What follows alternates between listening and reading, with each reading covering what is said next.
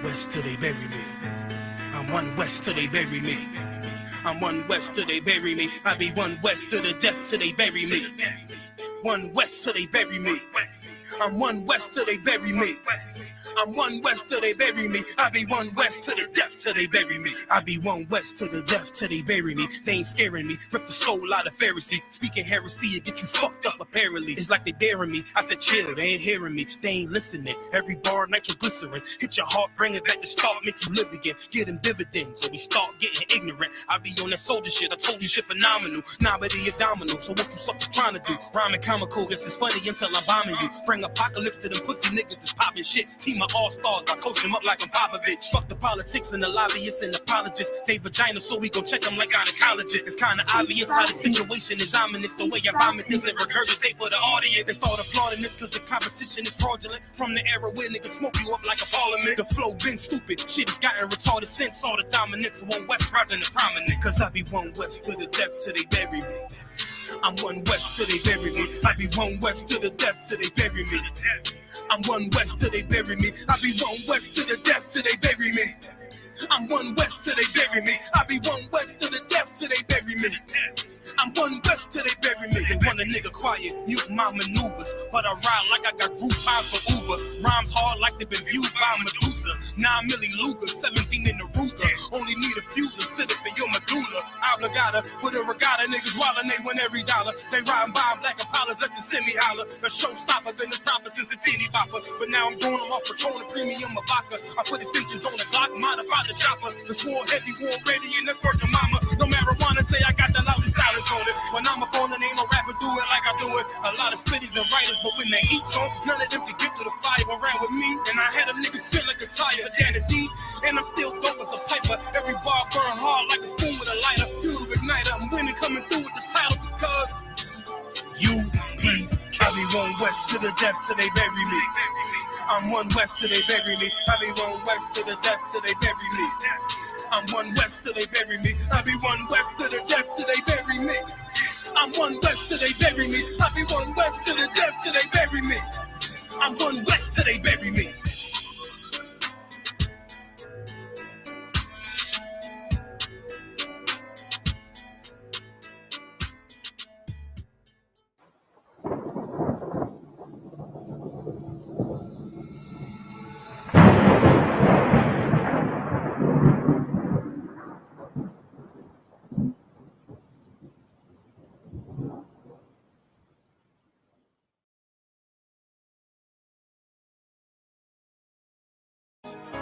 Any man give his life for Yahweh Shai, Mashiach, and Christ, and fall up under that U.P.K. banner.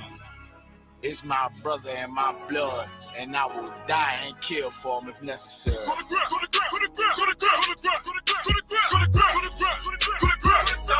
that warfare, boy. Back up, back up, it's all about that warfare, boy. Take breath. My soldiers take breath till I'm stand down. Take breath. My soldiers take breath till I'm stand down. Take breath. Nah, this ain't no movement, this a takedown. We would not be moved or intimidated. We ain't the type. You got a problem? Tell them cross the fucking line. My niggas ain't polite. Soldiers to the left and right. I die for every man body. Before I be a coward, I'd rather be a dead body. This will be my kingdom when the hour pass. You can either get with it or get flipped like an hourglass. We live by honor and no excuse. Just sit the prayer up to the Lord. I told him, then let all the terrorists loose. Hold your tongue or get rebuked, cause you made a truce. With a race that made merchandise out of my abuse. Scared of who? You got your gun, then pull it. Me and my niggas start to argue, it's about who gon' bite the bullet. It gon' take round. Opponents better move slow. Attack dog for this truth. Nigga, cool yo. Go to ground.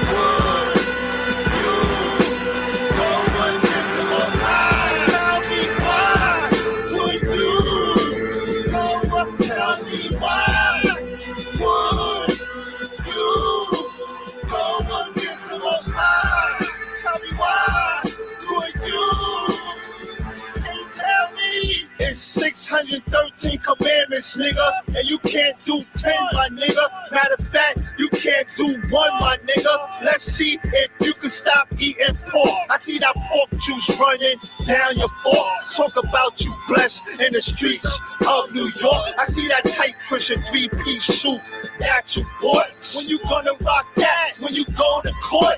Maybe Sunday, better get Easter. I blast at you masters, knowledge reigns supreme over all you teachers. Pedophile supporters, cool rigor mortis. Your niggas out of order. When Christ return, you hear the scream in the chorus.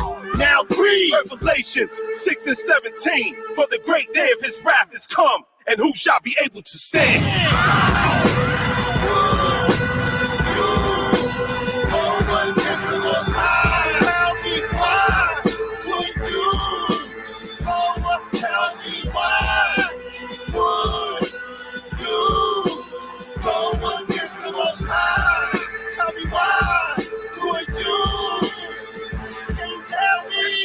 Discuss the society that we live in, man.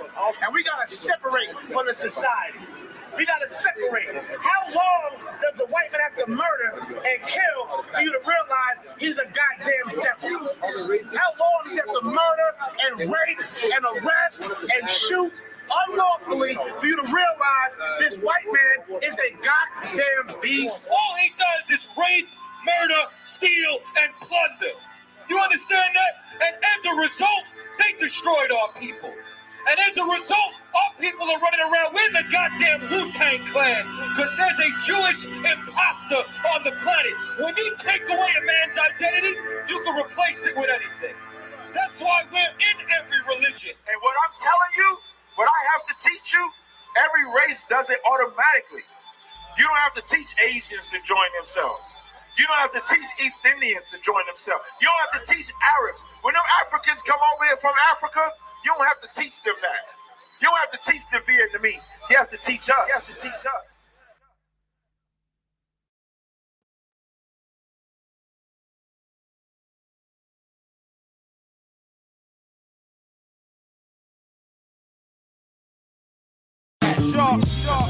Now Come on, you can yes.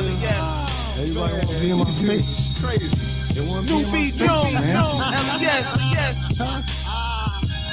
Hell yes. Yes. Doing the street. Yeah. My whole bid was surrounded by years, months, days, hours, and minutes. Now that the bid is finished, brothers wanna meet me at the line of scrimmage. Like this is football. Course I ball, I put my foot in y'all. Y'all can go and kick rock. Should've known when I come home, I'll be hotter than a melting pot. I'm focused. Didn't set it out, know what the hell I'm pursuing, know what the hell I am doing. I told the dudes I read New York like Patrick Ewing. You catch it like an up north flick. If you own the team like Isaiah Thomas, why the hell you in New York selling Knicks? You don't understand my problems, and I see you're not gonna help me to solve them. I guess I'm all alone, just me and my money and my microphone. Huh? Just me and my microphone. When you wide of sight, you wide of mind. Brothers on the streets, contain the crime. They don't even keep you inside their minds. Cause when you wide of sight, you wide of mind. When you wide of sight, you wide of mind. Brothers on the street, contain the crime. They don't even keep you inside their minds. Cause when you wide of sight, homie, you wide of mind. You know who I am, the next $1 million man. Why you wanna shit on me?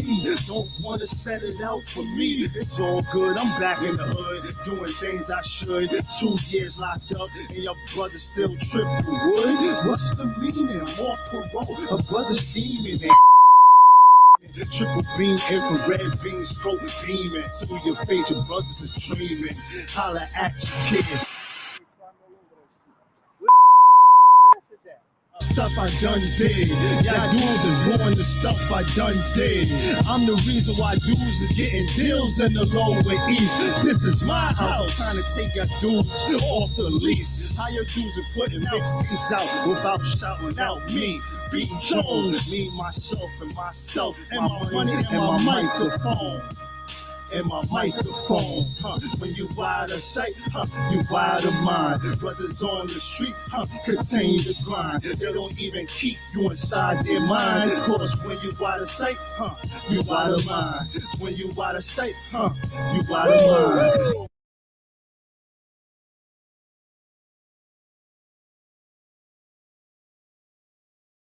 Crazy.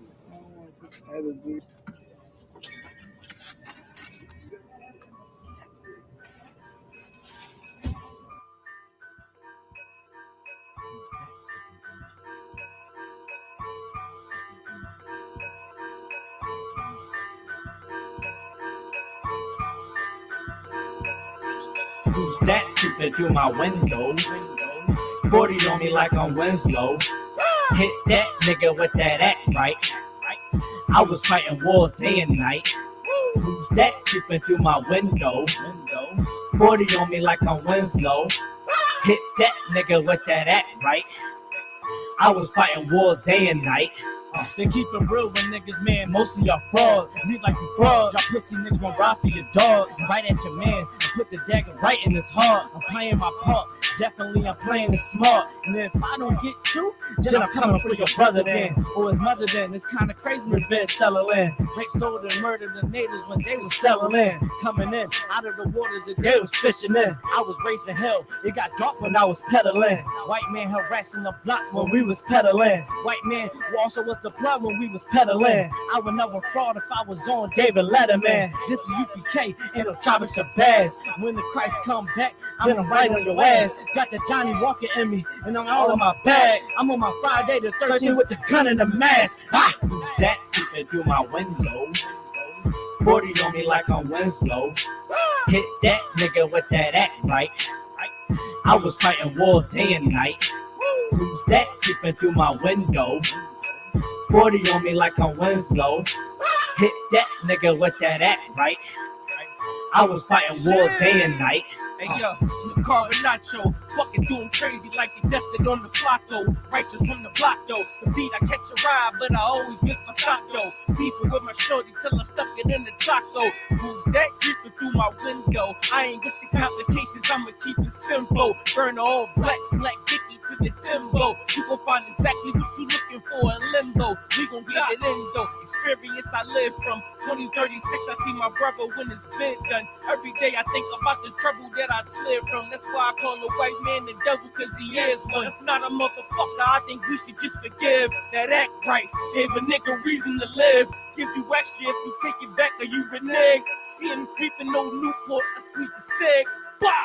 Who's that peeping through my window? 40 on me like I'm Winslow. Hit that nigga with that act right. I was fighting wars day and night. Who's that peeping through my window? 40 on me like I'm Winslow. Hit that nigga with that act right. I was fighting wars day and night. Where's the competition? I'm bored with it. Stepping up a board mission. I keep 2 fours with it. Don't feel like a forward hitter. This piece I'm adored with it, but you can get gored with it. You don't want to war with him. This hammer, I'm Thor with it. You pray for my downfall, I just pray that the Lord with him. Taking every shot and I'm keeping the score with him. But this ain't a game. Ain't no back and forth with him. So quick, I'm dressed to kill. You can tell how that forfeit him. It just ain't in him. That beef is takeout. That means it's your steak dinner. I grip the stick, hit the switch and make you switch genders. That stretch 5 is too much, I make you switch center. That pressure on you, call for God, you a chain sinner. A warlord, don't show no pain, just put that pain in her. A pillar in the shit, you know it ain't no change in her. It's legit if you see it in my name in it. It's UPK, nigga. Let's get it. Who's that peeping through my window? 40 on me like I'm Winslow. Hit that nigga with that act right. I was fighting wars day and night. Who's that creeping through my window? 40 on me like I'm Winslow. Hit that nigga with that act right. I was fighting wars day and night.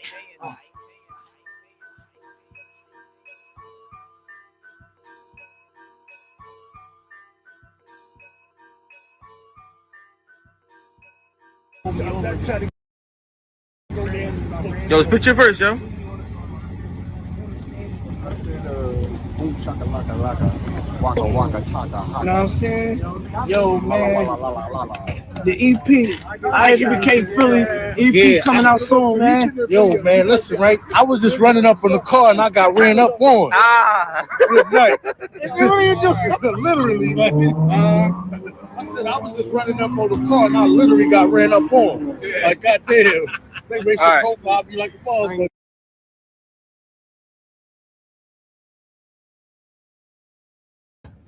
All right, shalom, Israel.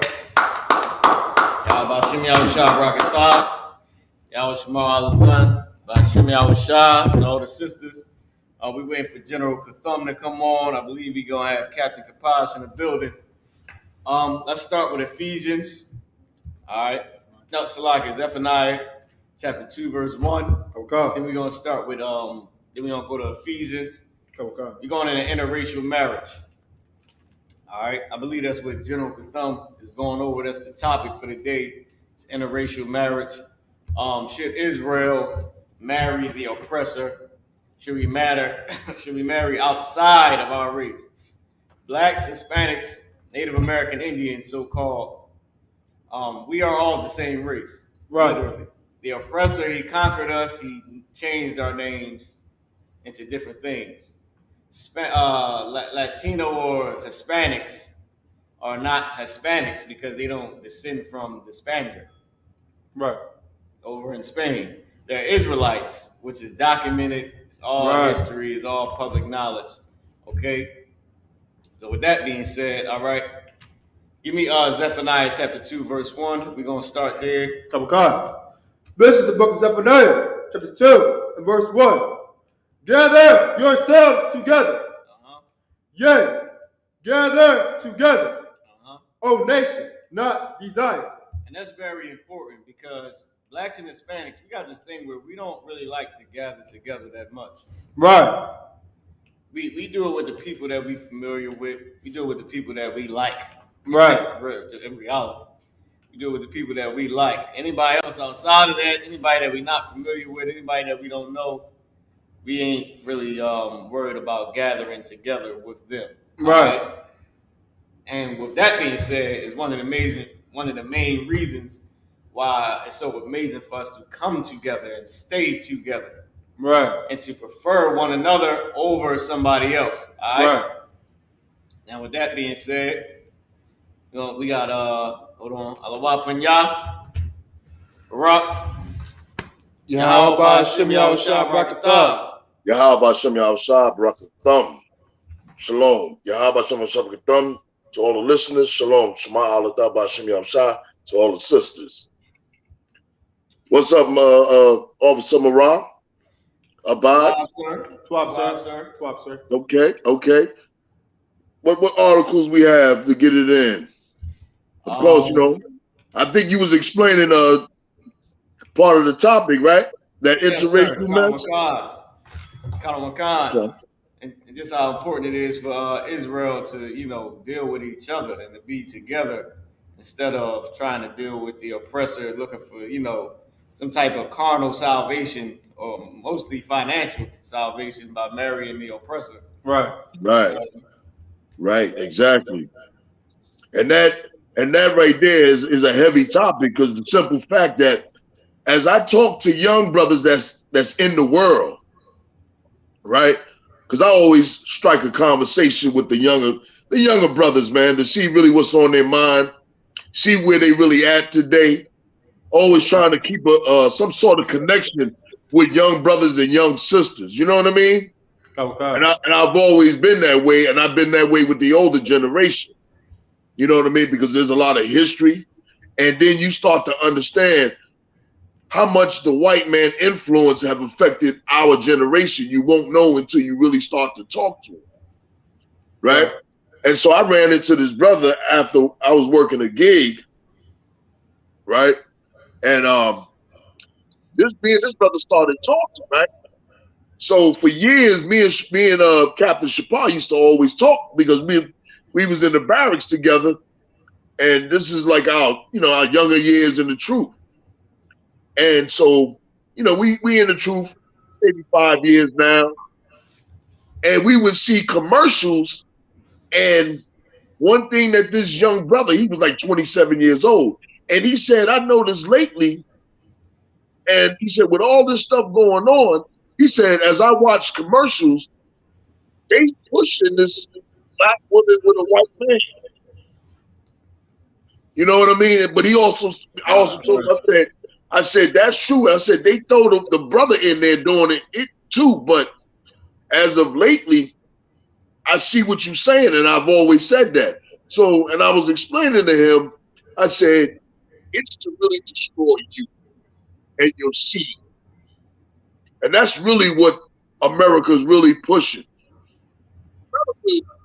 Some of the black women in the world, they don't understand that really they trying to stop her race from growing. You know what I mean? They used to call it in the cradle. You know what I mean? By allowing the white man to put his seed in the black woman. And in her mind, she's thinking the baby is black. Right. She in the world. She don't have the knowledge of the truth as the sisters in the truth. You know what I mean? So, you know, right. Real quick. Matthew, the 13th chapter. And I believe it's around 37, 36.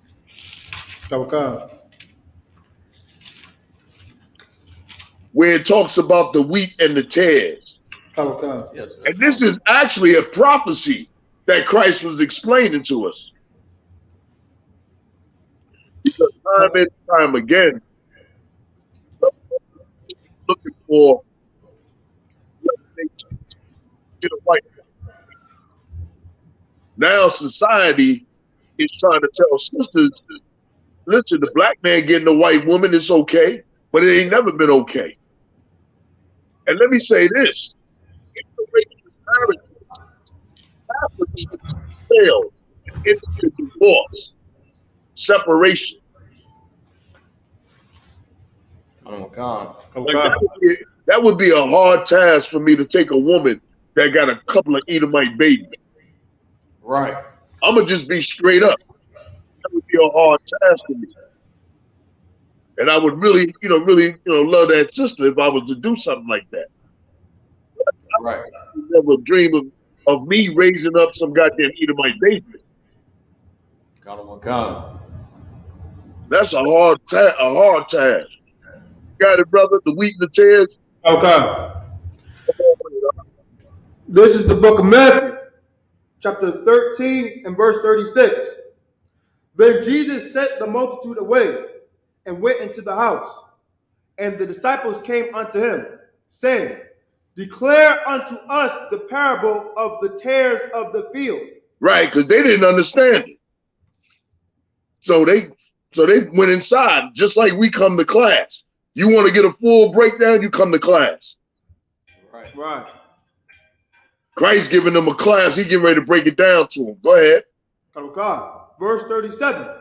He answered and said unto them, he that soweth the good seed is the Son of Man. Verse 38. The field is the world, and the field is the world. The good seed are the children of the kingdom, but the tares are the children of the wicked one. Right. I'm gonna just verbally speak. When he gave the parable is about a man going out and he planting a vineyard, or he planted a vineyard for the wheat. And once he planted it, he went home, went to sleep. The next morning, and later on, they started to see tares coming up. Right. And so the servant wanted to rip them up, rip the tares up. But the master said, no, if you rip the tares up now, you're going to kill the wheat. Right. So he gave it to him in a parable, but the apostles didn't understand it. So now he explaining who's the tares and who's the wheat. The wheat is the children of Israel. Right. All right. Go ahead. And the tares is the children of the other nations, but mainly because that's what Esau is doing. He's trying to creep in and he trying to plant his tares among us. So Right. when the tares grow, we assume it's wheat. But the brothers and sisters in the truth, we know, yo, that's an Edomite baby. That's the father of that child. We know that's an Edomite baby. Right. Go ahead. There's the book of Matthew, chapter 13 and verse 39. And let me say this. This goes to show you that Christ hates interracial marriages himself. Right. Christ hated. Go ahead. The enemy that sowed them is the devil. The harvest is the end of the world, and the reapers are the angels. Right. Go ahead. Verse 40. As therefore the tares are gathered and burned in the fire, so shall it be in the end of this world. Right. That's like talking about Diana Ross' daughter, Tina Turner's daughter. Right. You know what I mean? All these Edomite children. Right. That's being fathered by the Edomites, by the so-called white man. You know what I mean? Halle Berry children. Right. I would say Michael Jackson children, but I am gonna say Michael Jackson children because that ain't his. That ain't right. that definitely ain't no seed of no black man. Right. His children are straight Edomites. I don't care what anybody say. Janet Jackson, a baby, an Edomite, a tear. Serena Williams, a tear. Right. Right. But among the conscious community and the black community, they act like she's something great. And I was watching, I saw a clip of Omar Johnson, and he uplifted Serena Williams. And then what's the other sister? Venus. Naomi. Oh, Naomi Osaka. Right. And he tried to dog her out. Of course, these both sisters are in the world, but he tried to charge Naomi with she's gonna go play, for the Japanese. Right. And he was comparing the two. And I'm like, yo, Serena Williams ain't never spoke out on some real issues for black people. At least Naomi, she was wearing Black Lives Matter. She was going not a 10. You know what I mean? Like she really stepped in it for people. Right. But because he tried to use that Naomi, she ain't really black, which she's just as black as Serena Williams, but have done more. She's been a sister to black people way more, and she got a black husband. Right. Serena Williams, that's how backwards Omar Johnson, what's the Omar Johnson, right? That's how backwards that Negro is, man. He's dumb as hell. He is dumb as hell. Serena Williams is a traitor, but he's gonna uplift her. And the reason why he's gonna uplift her, because he's damn near like one of those black celebrities, wanting to fit in and will say anything to please the so-called white man and rich Negroes. He's trying to get in that clique. He ain't trying to help and fix black people. He's trying to get in that clique. Shalom. Shalom, General. Hey, shalom. Shalom, Yavashibta. What's going on, Cap? You know what I mean? I'm just listening to what you're saying. You dropping it so heavy.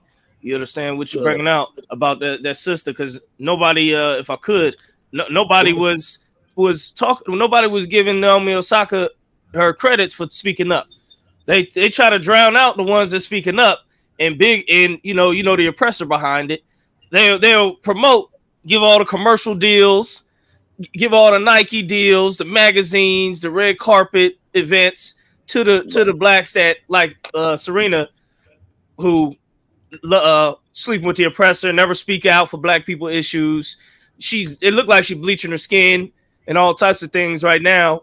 So they'll promote those. But then Naomi Osaka's, where's her shoe deals? Where her red carpet? Right. So they have their agenda for sure. Exactly. I even seen Serena Williams with her daughter on some migraine medicine. You know what I mean? She getting all kind of endorsements, man, because she's a sellout. Right. You know what I mean? Like Kaepernick should be getting a deal. Right. You know what I mean? He should be getting a couple of deals. You know what I mean? He stood strong on that, lost his whole career. His career went down the tubes. And you know something, brothers and sisters? I watched a thing on Netflix with him. It's funny how black celebrities go through way more racism than I do. Now, I go through some racism. But they go, you know what I mean? They come up against it. And I don't know if y'all ever saw it. Did you ever see Kaepernick? It's like a biography of Kaepernick when he's in high school. I only seen a couple clips of it. Yeah, he went through racism just to become a quarterback. You know what I mean? He went all kind of racism on the field and with the coaches. The coaches was like, nah, that's all right. We're gonna make you JV, because they wanted to produce a white boy. They wanted to give the position to a white boy. Right, that's the picture right there. But Umar Johnson ain't gonna talk about her because the conscious community look at her as a black goddess. And most of them Negroes don't have no discipline. They just like young boys, all rough still. That's why when you look on Facebook and you start looking at them, a while back they was posting nothing but half nude Hamites and sisters, half nude in bikinis, and was just, just going crazy over nothing. Nothing.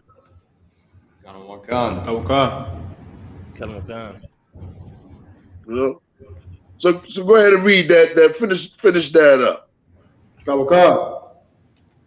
This is the book of Matthew, chapter 13 and verse 41. The Son of Man shall send forth his angels, and they shall gather out of his kingdom all things that offend. That's why I don't really trip real hard, because I know they're in. You know what I mean? All that gonna cease when we in power. All that gonna cease, man.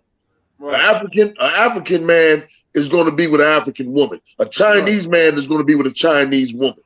Right. The so-called Israelite man is gonna be with an Israelite woman, and we're gonna love it, and we're gonna enjoy it, and it's gonna be according to what God wants, and it's according to the laws that the Lord set forth in the earth, and how the Lord wanted to set it up. Like time and time again, from day one, from Adam, the whole thing was that he was trying to build a nation through Adam. That's why when it goes down to Seth have a bunch of sons, and the Lord choose one man. That one man have a bunch of sons, and he choose one man out of that man's lineage, all the way up until he got to Abraham, Isaac, and Jacob. And once he came with Jacob, them 12 sons became 12 tribes, and that's the nation of Israel. The Lord had been picking one man previous throughout those generations to build one nation for himself,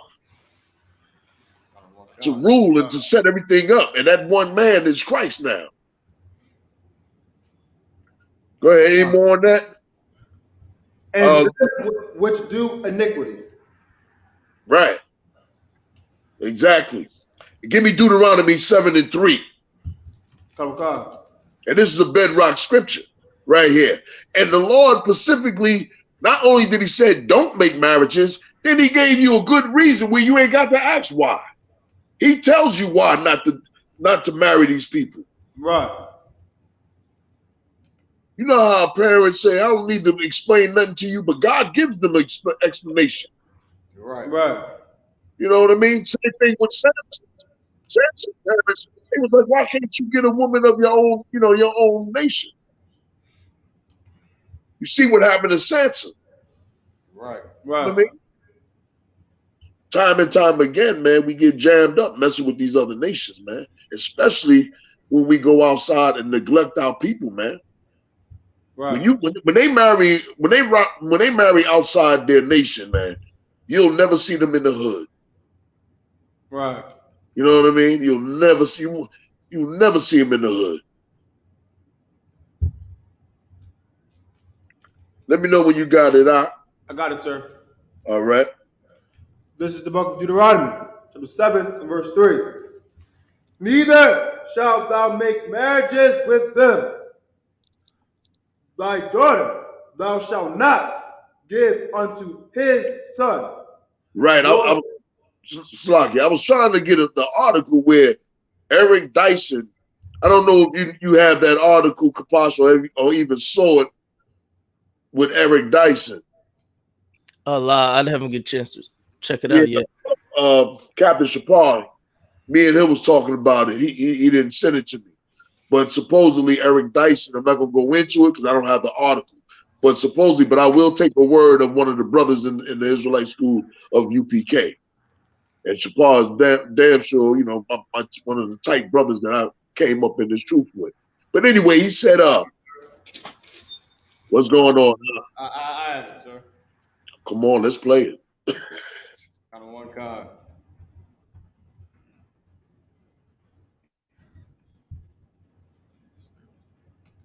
Hold on. Let me switch it over so y'all can see it. All right. 1 second, sir. Hey, good job, Marah.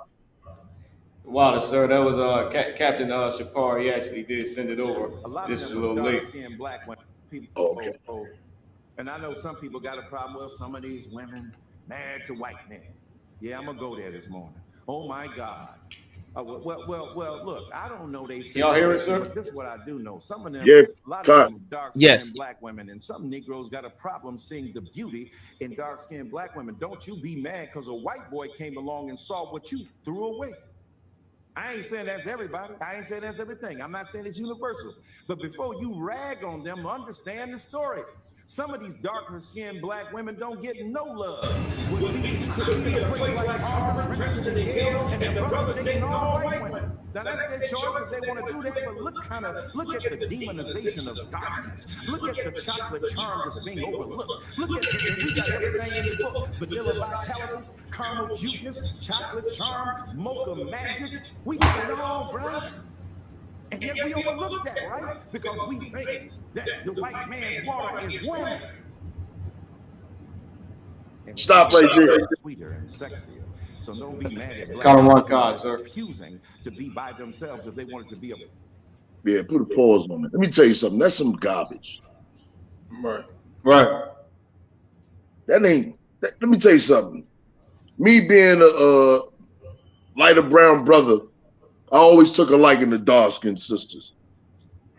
But I like light-skinned sisters too, you know what I mean? But here's what he should be saying. You know what I mean? We ain't going out, we ain't supposed to go outside our race. And dark-skinned sisters, there's some brothers for you. And that's a lot of you, and every sister that's dating, and what he's trying to protect is Serena Williams. That's who he's trying to protect. Diana Ross. Those brown sisters that ran to the white man. They ran to the white man because they think that they can have a better life with white people, just like the so-called Negroes that marry white women. They think that they can have a better life. It has nothing to do with being neglected. Right. There's brothers that'll get a sister that's real heavy. What is he talking about? There's a lot of overweight sisters in the hood. Matter of fact, black people have a problem with overweight. Them sisters have men. Them sisters have husbands. Right. What he should stick to is showing his brothers and sisters how to get a goddamn degree and shut his mouth up and let us do our job. Right. That's what the hell he needs to do. Like the problem is, the problem really is black people love white people, and we have always thought the grass is greener on the other side of the fence. That's been our problem. Like if you talking that mess, right? Didn't Sidney Poitier marry a white woman? Right. He ain't gonna say that to them. Or he ain't gonna talk about them. Chime in if you want any one of y'all. It sounds like also like respect the persons thing. that he has, you know. And then not only that, when you're dealing with a lot of cats like this, when they speak out on certain black issues, they don't want to say the whole thing. Like a UPK, we brought out the Stockholm syndrome. It wasn't these high up falutin intelligentsias, you know, in Harvard's and Yale. They wasn't bringing that out, and that Stockholm syndrome is heavy, and because I remember many times I've been on the Clubhouse app, and I like going to certain rooms where it's educated Negroes who's speaking up for being a Republican, or saying, you know, is why we against the oppressor, why we say blaming the oppressor, we can't blame him. So I go in them rooms and saying, I peek out, I can see certain people and I call it out. I say, man, you got Stockholm syndrome. Y'all up there who talking, y'all got Stockholm syndrome. Well, you fell in love with your captors. You the ones who was captive, and you fell in love with your captors, and it shuts them up every time. Right. And I don't even think all of them understand what Stockholm syndrome is, but it shuts them up, and now they probably look it up. Yeah. Or they may have heard of it or something like that, but it's true. It's been our problem, man. It's always been our problem, man. And let me tell you something, Kapash. That definitely should attack big head Negroes. Think they know so much. That's why I say they need to stick to showing brothers how to get a degree and what a degree is used for, and how they can get free grants and not have to pay a bunch of loans. That's what he should be doing. Like, do he teach at an all-black college? I don't know. Probably not. Probably not. Same with Cornell West. Harvard thinks grass is greener in Harvard, and he'll let you. He'll try to like tell you that he help black people by teaching in Harvard. Fight for black people to white children. White people don't give a damn about. White people don't give a damn about any of that. Right. You know what I mean? They care less. Kind of, and if I could, they need to take a page out of George Washington Carver's book. He's a black man. He was basically the father of agricultural science, and he basically saved America. America's cotton plants was getting eaten by a certain bug that was newly came up, and the government went to George Washington Carver to fix the problem. He told them, you know, plant these potatoes. It's going to kill the bug and rejuvenate the soil and save the whole country from economic collapse. Right. And the white schools all wanted George Washington Carver to come teach at their schools. He was #1 scientist in the planet at that time when it comes to the plants and everything like that. Right. He could take a plant and make paint out of it, you know, and he used to do that and paint brothers and sisters' houses. Right. They wanted him to go to the top schools of the white people, work for the White House. They invited him to the White House, Henry Ford, all types of places, because he was a genius. He said, "Nah, I'm gonna stay where I'm at A&T or the black school HBCU where he was at." Right. All his life, he stayed there and taught and stayed. That's why the scripture says, "If you get a fruitful possession, sow it with thine own seed, so that your stock will have a good heritage." Right. You know, so brothers like this, it's great. You be at the Yale and Carnegie and all these places, man. Go to them black schools and inspire them young black kids that nobody give a damn about. That's where it's at. Right. Let me tell you, and they should go even deeper than that. They done made enough money. They should go to high school. Right. That's where they need to go. Right. Like Umar Johnson, he running around touring that with that bullshit, that BS. You know what I mean? And he should be at a black high school. Right. You know what I mean? If you talk about building a school, you don't need to build no school. We go on the street and we teach. You know what I mean? So you right. And let me tell you something. Let me add to that. with George Washington Carver. A lot of people didn't know that Ford came down to him to help mass produce the Ford Motor Company. He went down there, Ford went down there and started getting ideas, and he gave Ford a plan to mass-produce car, the automobile. Right. Because, you know, at one time it was, I forgot, it's called the Patterson something automobile company, which was a black automobile. It was the best automobile. But what happened with the blacks was these car dealerships car companies couldn't mass produce. So it was George Washington Carver that was able to do it.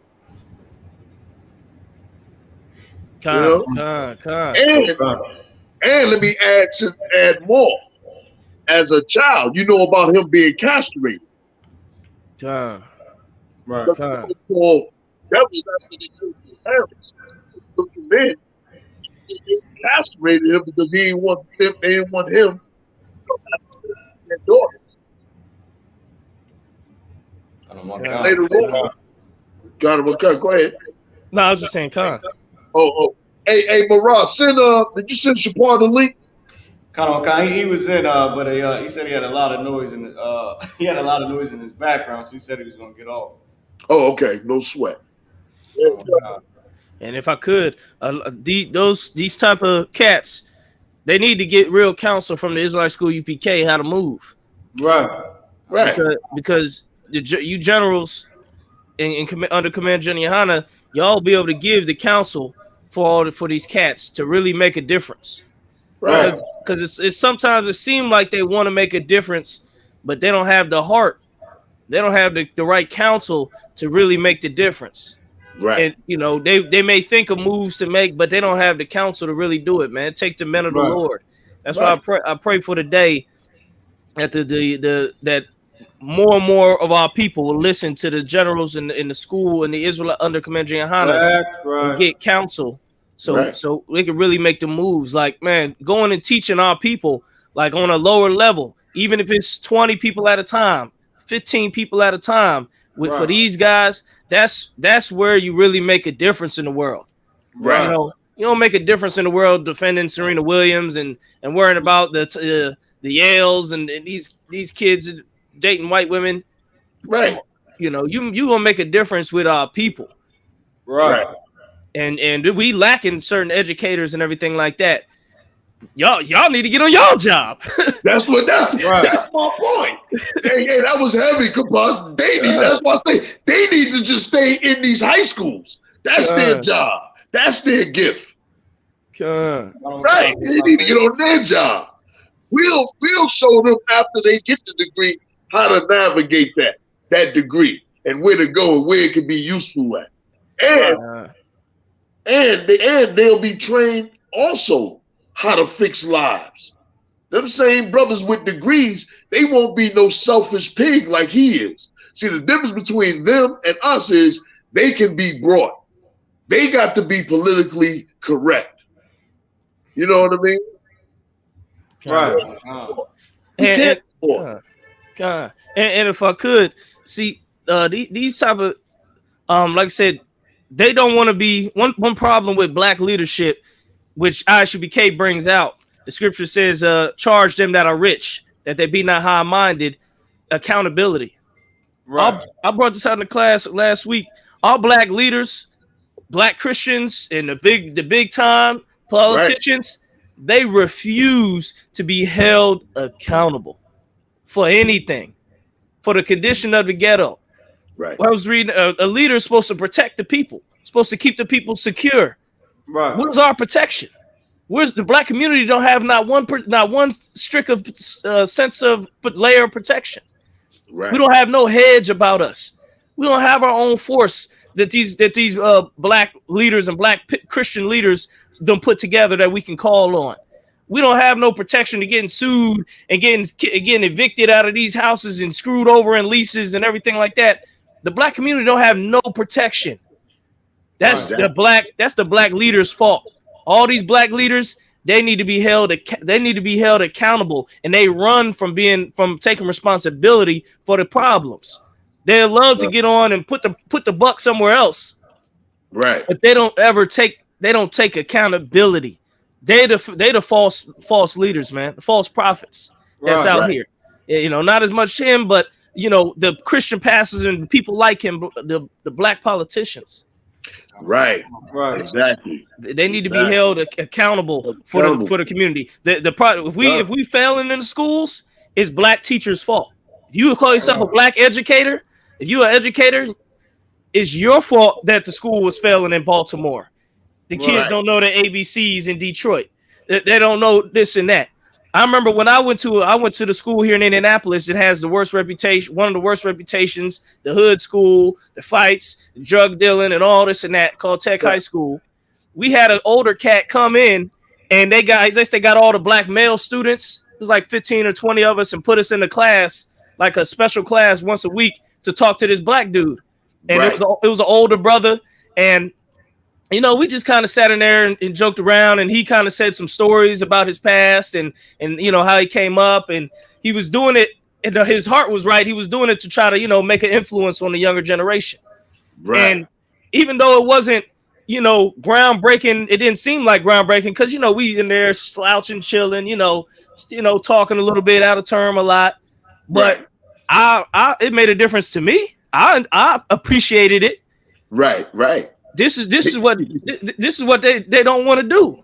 See, Kapas, we can send you into school, and if somebody talk out of turn, you know how to put him in his place. Hey, raise your hand if you want to say something. You know what I mean? Like you gonna bring discipline, because you know that's what's needed. Number one among black people, and especially among black men, is to teach them discipline. You teach a man, that's what's so heavy about the I.S.U.P.K. It teaches black men and women discipline. Like it ain't like one-sided where you just teach the man discipline. These sisters is learning to be disciplined too. That's what's so heavy about the sisters. You know what I mean? So, you know, I give a definitely shout out to the sisters, because they just as well as discipline, because their husband is teaching them discipline. The classes is teaching them discipline.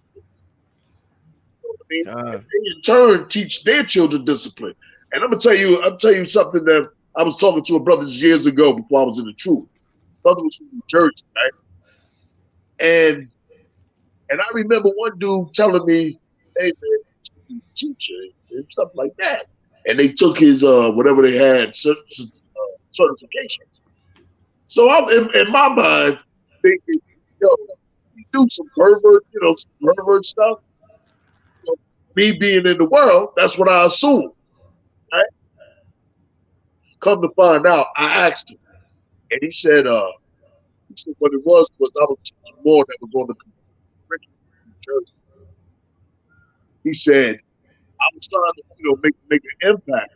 He said because the curriculum that they have in the public school system for black children is totally different than what they have for white children. And he said my curriculum was a little bit different, and he said I was adding in more black history other than the curriculum black history that they teach. So he kept they kept down on him so much that they finally just snatched it from him. And he was the type of brother that he understood that most of the kids that was acting out, he knew something was going on in the household. He said the kids that was doing real well, their parents was more involved in what those children was doing. So he, started to focus more attention in trying to break through the kids that would act out in class or that was failing behind. You know what I mean? Definitely used. We got a brother in Baltimore school, children's black economics. You see, that's where every dice is supposed to be at. It's lucky, Adwan. It's getting a lot of reverb. I think Marah needs to mute his mic. No, I think it's Marah. He got to mute your mic, Marah, if you can. I think reverb is coming through, Marah. It's lucky, General. That's all. It was giving. Okay, for water. There's a brother named I think Yaraf up in Baltimore school. He got a grant and he's teaching black children not black economics, economics.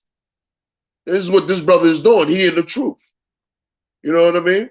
That's what Eric Dyson, Cornell West, they supposed to be in the hood. But you know what the problem with them is that they hate black people. They hate black men. The conscious community hate black men. They only love a man that are soothsayers. And if I Any could, brother that come out raw and militant like us, they don't want to hear it because we're gonna put everybody in this place. We don't have respect of persons. And the proof that you know that what you're saying is 100% correct, Alawap, is that they hate their people. They refuse any amount of inconvenience or discomfort or any inconvenience or that they would get if they were to go to the black schools. If they go to black schools and one kid act out and throw off the class and and whatever, and he got to be inconvenienced, that'll be his excuse to say, "Oh, I can't go there. I can't deal with them. They going crazy in there. Hey, this is right." And that'll be that'll be his excuse to not do this shit. And you know what he'll also do? He'll make it publicly known. You know what Bill Cosby said years ago? He said in the black community, they let the zoo out at 3:00, calling our children animals. Because they so far disconnect from us that they don't even know how to deal with us. Because they ain't in them streets like we are. They ain't still living in the hood like we are. You know what I mean? And let me tell you something else, man. That percentage of black women that are seeking to go outside their race, they judging it on their career and their prestige and their money. That's really what it is. And that's the same thing with a brother that's an athlete. He's judging everything on how he picked a woman on who he is now today. That's why I kind of love LeBron James. You know what I mean? I love it. He's still with the same sister. I hope he never get divorced. I hope he never get divorced. You know something? Out of everything that Whitney and Bobby went through, one thing I can say for them is that they didn't let the industry for a long time interfere with their marriage. You know what I mean? Right. Like they went through a lot of hell, but they stayed together. You got to give them props. They stayed together for a very long time. Oh my God. Okay. You know, I know they got a lot of faults, but they for sure way better than Will Smith and his wife. Whitney way better than Diane, what's her name? Diane Carroll and Diana Ross and Tina Turner. You know what I mean? They make movies about their relationship and make black men being a monster. Now, don't get me wrong. Some brothers out here that, that out of their goddamn mind on some dumb, on some dumb stuff. You know what I mean? Putting their hands on women, doing crazy. That I don't give that a pass. You know what I mean? No man should be putting his hand on our sisters. And sisters should not be putting their hands on no brother. That's why I always say it takes two. I'm getting some reverb back. Yeah, I think Marah's trying to say something. Oh, go ahead, Marah. No, a lot. So we just agreeing. We just were saying right. That's right. You know what I mean? Yeah, it takes two. And that's how it always is. Because we ain't getting in the kingdom without our sisters. And listen, I wouldn't even want to come into the kingdom without my sisters. I done seen white people say they don't want to go in the kingdom if a black man is ruling. I done heard black people say, but I don't want to go in the kingdom without my sisters. If I may, sir, in the Quran, them Arabs, they waiting for 12 boys as well. Like they get 12 virgins and 12 boys. That's something. They go way left field. Hey, listen, you're gonna have to give me. Hey, Mariah, you have to send me some information on that. I got the whole lot. Caught them on cars, You sir. know what I Yeah, mean? they ridiculous. 12 of, man. And if I could, is another thing that's always not baffling but interesting about they got a movement now. It's a small movement, like you said, the small people. They called it divestors, and it's a crew of some black women or whatnot that try to promote other sisters to get with a Caucasian or heathen, and they call divestors a little group on the internet, and they try to push it. It's a weird psychology. Go ahead, Adawan, if you want to. No, yeah. I saw that, and that started a while back on the internet, and it started with like on YouTube. You know what I mean? Because me and Shapar used to battle them, back in our early days. God. On the interracial. You know what I mean? We used to battle them. You know what I mean? When YouTube, when they didn't have Facebook. You know what I mean? And eventually, it just got, I used to just do it just the hell of it, and they would get pissed off.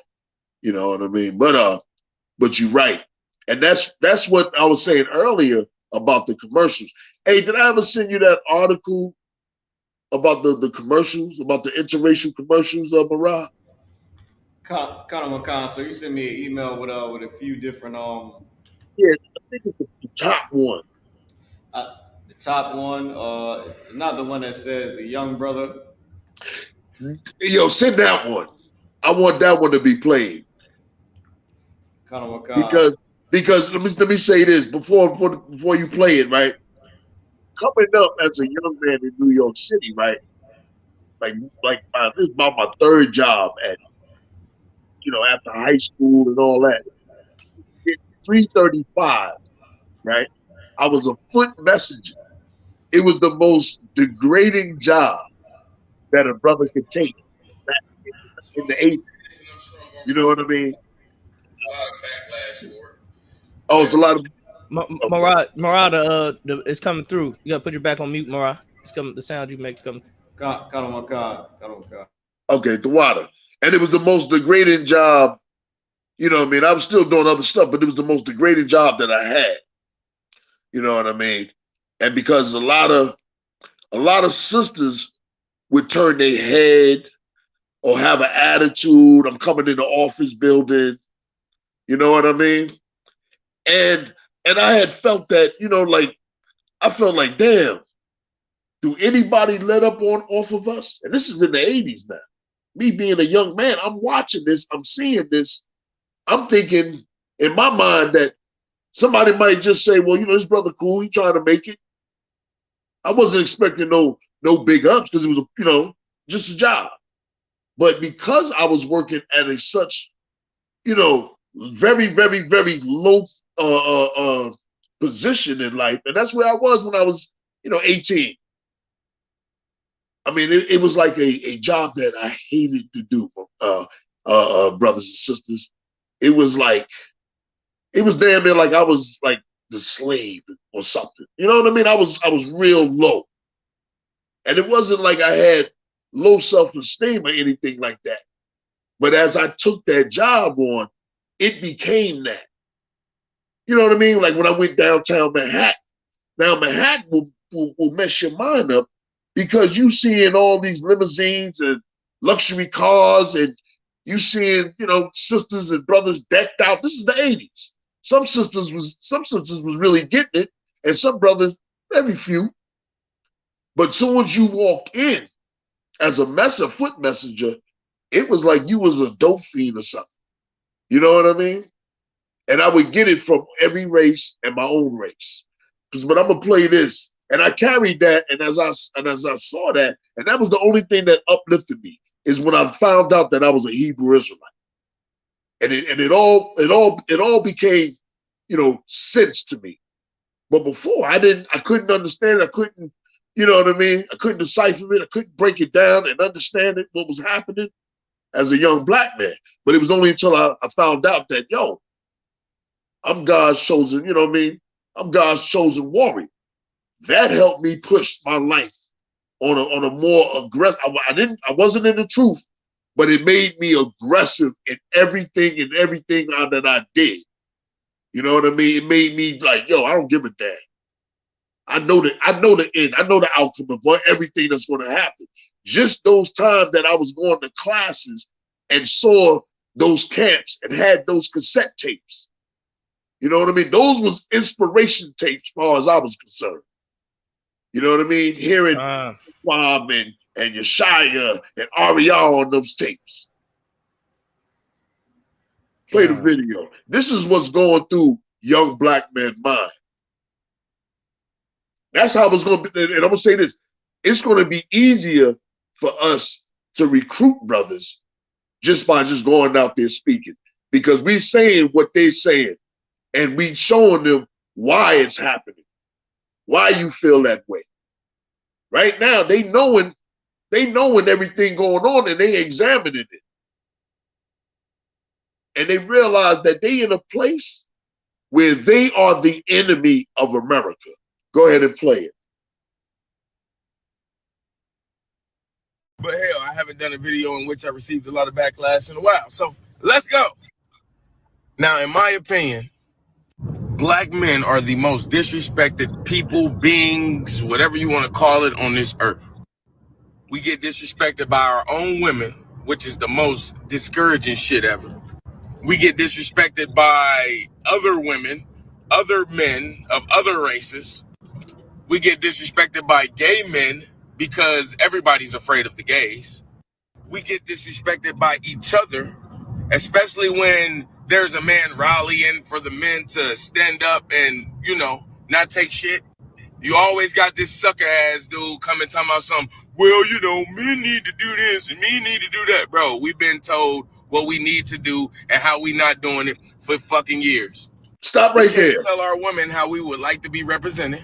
Because whenever we speak on what a woman is doing or not doing, we're told, hey, you can't speak on what women do because that's women things. And unless you're involved with women things, you can't speak. Hell, it's pretty much like that with everything. But everybody are allowed to have open dialogue on black men. No, let it play. And how we're failing and how we're... So I'm going to say this, and I'm sure I'm going to...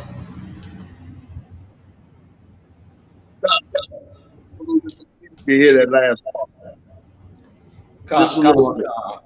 There's no way for me to like fast forward it on here, sir. Oh, okay. Salaki. Yeah, it was hard for me to even pause it. Okay. Okay. But you see that brother ain't even in the truth. But what young black men go through. And this is what they seeing a lot of. You know what I mean? Like, you imagine that you finally wake up. That's when you finally wake up. When you get to that point and you start to realize you the enemy that they really want to destroy. The nations hate black men. Of course they hate the black woman, but they hate the black man because the black man will produce other black men. The black man will protect the black woman and he'll wake the black woman up. And young black men is starting to wake up. They just need that right direction. And you see how he said that? Now, remind you of what Eric Dyson was just talking about. You see that? He blazing on black men. Don't nobody blaze for the black men but the I.S.U.P.K. That's right. That's right. You know what I mean? And if I could, what you bringing out so heavy that even when I go to the grocery store, right, it's a mixed crowd, but even I could feel the energy that he talking about, what you was talking about you was at that walking job at the grocery store, you know. And sometimes you want to go in there being cool, but you know, when I go to that grocery store now, it's like it's almost like a defense mechanism where it's like you gotta put on your shit, you gotta put on your mug, you gotta put on your your growl just to let people know, like, you ain't about to, like, you ain't gonna disrespect me. You know what I mean? Because they're accustomed to disrespecting black men. So, you know, that's already in the air. That's already what they trying to do. So, you know, when you come into the truth, you get more aware of that. But they catch so many brothers unawares, and they attack brothers all the time. Right. And but so go ahead, Slack. No, continue, brother. I was gonna say, brothers need to know, they need to get out of that Christian church, man. That Christian church making you a pacifist, weak, soft man when they trying to attack you out here on everyday life. They trying to attack your family, attack your people, and attack you. But you run in the church singing, God is gonna be all right. You dancing, choir, and all that. That ain't getting you ready for what's happening out here. That ain't preparing you for what you got to deal with out here. And I'm gonna add. Can I add to that? Come on. And it ain't preparing our sisters.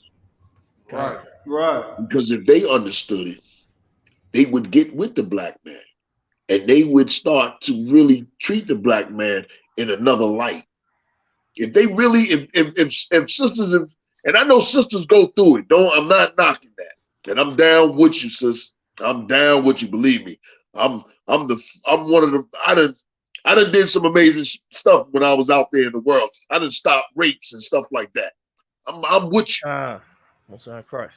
But not boasting is just my job. It's just how I always been. But if sisters really start to like I want to say another thing. A lot of you sisters comment when these YouTube videos hit the YouTube from us. Comment. Believe me, I got your back, because I'm gonna go in there and blaze on whoever speak against you. But you should comment and show your support for the I.S.U.P.K. That these brothers is real brothers, and it ain't no brothers like these brothers. Of course, you're gonna get a lot of feedback, but sisters, let's hear from you on that comment board, not just in the live chat. That's wonderful. I love you, sisters, for doing that. Big up. You're gold to me. You're gold to the Most High. You're the Lord's treasure, just like we're the Lord's treasure. You know what I mean? But hit these comments, sisters, and show other sisters that, yo, listen, I'm a Hebrew Israelite sister. I'm down for my people. And they need to see it on the comment boards. Some of you sisters do that. And I say the water to you. But do it all the time. Come on, sir, if I may. A lot of the with these so-called black leaders, oh man, and there's people like Umar Johnson and the other cat that we was just watching, Eric Dyson. They all fall under that one umbrella of just, you know, what the scriptures say is don't give thy power, don't give thy strength unto a woman. They all fall under that same thing. Right. And like when you go into it, it's like everybody is just kissing the black woman behind. And that's why Commander Gen.YAHANNA got so much backlash when he was correcting sisters. And ain't like he was saying nothing that they dad ain't told him before. Even their mother didn't told him this before. You know what I mean? Ain't like he ain't saying things that they haven't heard before, but they haven't heard it from the voice of a father, the way a father would be aggressive, where he would say it not to placate to you, but to correct you and to teach you. Instead of that, we like our so-called leaders all fall under that same umbrella of even with the guy Polite. Right. Same thing. Want to twirl his own rib around, and this is like you can't be somebody important without saying, "Oh, sister, you a queen. Oh, sister, you a goddess. You know, you can do bad all by yourself. You know, he need to get a job. Y'all unequally yoked. All those little crazy things, man." Go ahead, sir. Versus Gen.YAHANNA, woman, cover your funky behind. You and I saw in the community. I remember that lady, that sister snapped. That sister, she came off the blue. You know, Gen.YAHANNA wasn't even talking to him. But the things that he was saying was piercing through her, that it just made the demon just jump out. You know what I mean? And Mariah, you right. Like, it's a game on our sisters, man. That's why I give thanks for the truth, man, and that sisters, you know, they didn't came in. You know what I mean? Because they're not gonna fall for that game and that rhetoric. She knows her place as a chosen woman of the Most High. That's more than like for a sister to follow that goddess garbage is nowhere else written in ancient archaeology that tells a woman or a man that they are gods. But our archaeology does say that we're the chosen people. God gave us that name. Right. They receiving titles from man. We receive titles from the Most High. That's a whole different ball game, and we can prove it through our records. I always used to ask her, I said, show me where that's at in Kemet. You can't prove that. Can't prove that. Even their statues, when you look at their archaeology, the woman is on the sideline. And I remember General Muhammad, he said something heavy. He said, if they were to say that in ancient days, Pharaoh would kill all those Negroes because Pharaoh was God. Khan, that's a heavy cut. It's heavy. That's a heavy one. You know what I mean? So all that is rhetoric, and it's so heavy what y'all are bringing out. You know what I mean? Khan, sir. If I may, not unless Captain Kapaj has something that you wanted to say, sir. No, go ahead, Warrior Salaki. Khan, if I may, with this brother on this video, what he was saying is so true, man, and it feels like it's amazing to finally hear a brother just to actually say it. You know what I mean? Like, I've been waiting for the day where a brother in the world would just say it. If I may, like say it. I forgot. I was telling one of my ribs this exact same thing. Like, yo, we get disrespected by black women, by white women, by every race, by other black men. Every race, the Arabs, the East, the Chinese man think he better than us. And then when it's like, when you come home and you battle the black woman, it's like, well, damn. It's like, you know what I mean? Like, no wonder why all these sisters is single, because they can't come home to you. Right. Like they don't want to be, General Miami said it so best. He said, if you worry about where your husband is with the other woman, why don't you just be a better one? Like, why don't you make him want to come home? Right. Like we battle, it's like we battling the earth and you. Like, all right, I come in the door. I made it safe home in the door from the hell and the oppression and the possible death that I faced outside this door. I'm glad I'm home, baby. But nigga, where was you at last night? You like, whoa. You like, oh, right. I put my gloves back on. Right. It ain't over. You know what I mean? It's like you can't battle the earth and battle your rib at the same time, or another black woman. Like you might be out somewhere saying, I forget, man. This happened to me a few times where I'll be out and I say something in support of black people, but it's really in the support of black men, and a woman that come against me on it. A black woman will come against you on it. Yeah. You got the cornball black men who want to please the black women, and they will come to the, like, just like at our camp speakings. When we get to breaking down the women's scriptures, I know y'all know this, if I may, whenever any brother touch on them women's scriptures, women and men come up. Like, that's crazy to me. It's like, brother, we speaking about helping you. Right. And you so destroyed that you come up. Just like the same thing which always blew my mind, that, even when I found out about being an Israelite, it's like, damn, I go to tell somebody, black people, I go to tell other Israelites that we God's chosen people. And guess what happens? Israelites come against me. Like that's some crazy stuff right there. Right.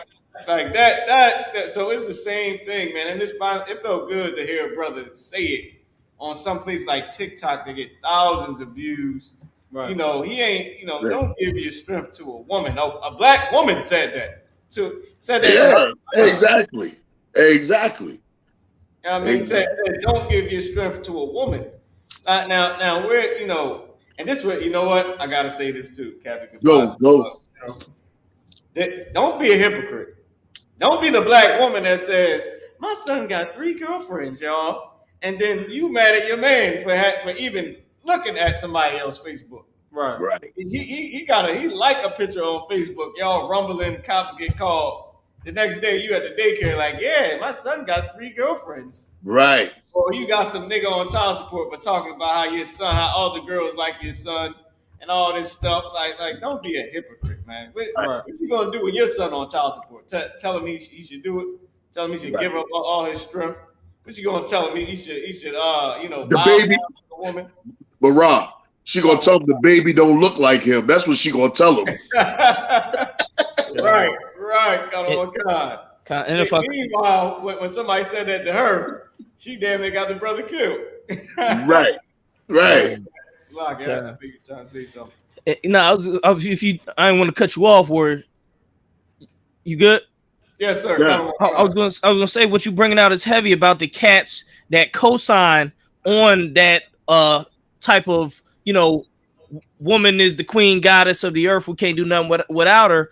I remember I was in a clubhouse room one time and I got into a battles with a cat because the cat was giving it was mostly a lot of women in the room. He spoke for like a whole couple minutes about they're the queen on the chessboard is the most powerful piece. You can't do nothing in the world without the queen and blah, blah, blah, blah, blah, blah, blah. Black man is nothing without the queen. And so I was listening, but the vibe was off what he was saying. I couldn't pinpoint it. So I went in and said, hold up, brother. This black men that did things without a woman. Look at Christ. Look at Paul. Look at Moses. It wasn't a woman that made him great. It was the Most High that made him great. You can't be down in brothers and saying brothers can't accomplish nothing just because a woman ain't supporting them or they ain't got a woman. Brothers could do amazing things and change this earth just with trusting in the Lord. And so, but when the dialogue came back and forth, a dude came out and was like, hold on, nah, man, you can't say without no woman. You need a woman. See, I'll kill any brothers out here for my woman. I'll conquer all these, but I'll steal from any of these women. And what he started saying was the true spirit behind it. There was no brotherhood. And I brought it out of him. What you saying has no brotherhood whatsoever when you try to just sign on to say the woman is the goddess and the queen and everything is all revolve around her. You shitting on all the men when you say that.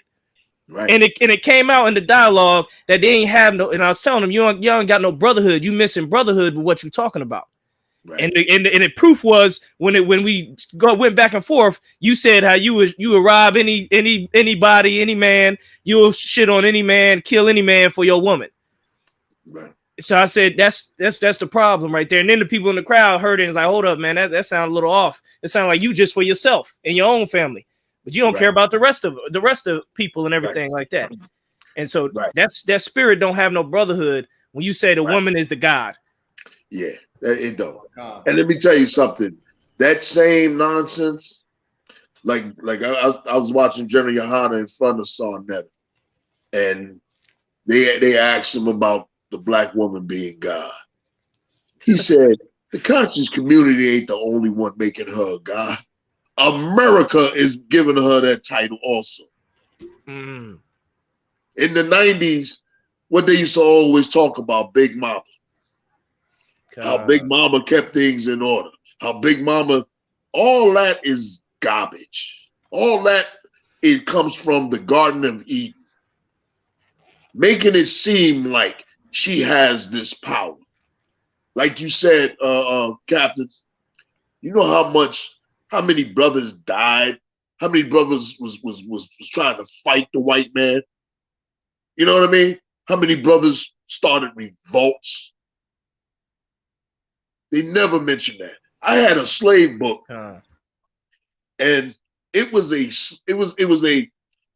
slave book where his job was to be on this, I guess, steamboat or something, and that he had to take people and other slaves that had passes across the Mississippi River.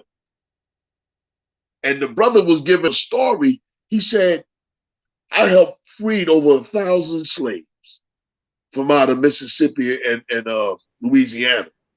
And he said, but the only one that I remember was the first one that I helped escape. And he said it was this young sister. He said I did so many that I can't count. God. And see, And let me say this. I'm gonna add to this. And one thing I learned, man, and that's why, General Yohanna, Commander General Yohanna is so heavy. And he always said this. But don't nobody want to sit down and help fix the black woman and talk about her pain. Like really get into it. You know what I mean? That's why it's so heavy with Commander General Yohanna and General Muhammad and General Mayab, especially General Muhammad with that council. You know what I mean? He know when to cry with the sister. He know when to feel for the sister. He know when to be stern with the sister. You know what I mean? Because that's real love. You running around talking about you do this for the white woman, for the black woman, you do this. Why don't you just fix it? Why don't you do that? Why don't you help, fix the black woman if you really love the black woman so much? And what you're bringing out is so heavy because the same, even when you get into the feminist movement uses the black woman, but they don't. Did the feminist movement pay a sister rent when she behind and got 3 kids? Did the feminist movement help her feed them, get her some diapers? Right. Where was the feminist movement when the sister got killed in Texas, Sandra Bland, by the cops? Right. UPK was there. UPK is speaking on it. Where was the feminist movement? Right. Not a word. We got to understand that these people are trying to hustle our sisters with this type of talk, and they trying to divide us. That's why I love what Captain Tazaryak. They tried to get him on the YouTube channels and tried to get him into when the Battle of the Sexes was real big. It was beefing black women, black men, black women, black men. Captain Tazaryak, they tried to get pull Captain Tazaryak into it. He said we both messed up. Right. It ain't no pointing the finger. Right. That's not it. We need to both know we messed up and both need to help. So pointing the finger is pointless. Right. And that's what Eric Dyson is doing. He's giving them a pass to go out and sin. Now he's supposed to be an educator, but he's dumb as hell. He's an idiot. He's a sucker. And somebody in the comment asks, could they play the video again? God, no sweat.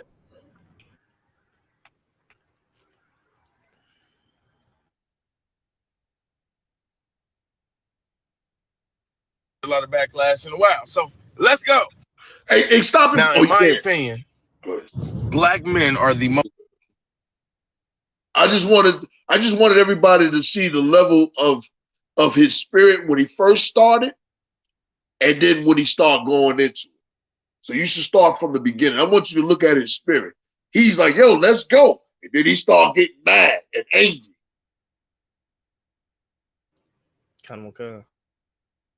The most disrespected people, beings, whatever you want to call it on this earth. We get disrespected by our own women, which is the most discouraging shit ever. We get disrespected by other women, other men of other races. We get disrespected by gay men because everybody's afraid of the gays. We get disrespected by each other, especially when there's a man rallying for the men to stand up and, not take shit. You always got this sucker ass dude coming talking about something. Well, men need to do this and men need to do that. Bro, we've been told what we need to do and how we not doing it for fucking years. We can't tell our women how we would like to be represented because whenever we speak on what a woman is doing or not doing, we're told, hey, you can't speak on what women do because that's women things. And unless you're involved with women things, you can't speak. Hell, it's pretty much like that with everything. But everybody are allowed to have open dialogue on black men and how we're failing and how we're not shit and how we're not this. There's always someone to save a black woman, a gay person, or a person of another race. But when it comes to black men, we have to just take that shit on the chin and be okay with it. So with me saying all that, I have one question. Why do y'all hate us so much? Like seriously, why the fuck do you hate us so much? Why is our opinion not valid? Why are we not allowed to speak on a thing that definitely has an effect on our lives? Why is it okay for everybody to say terrible shit about black men and no one say nothing or no one defend them? Nothing.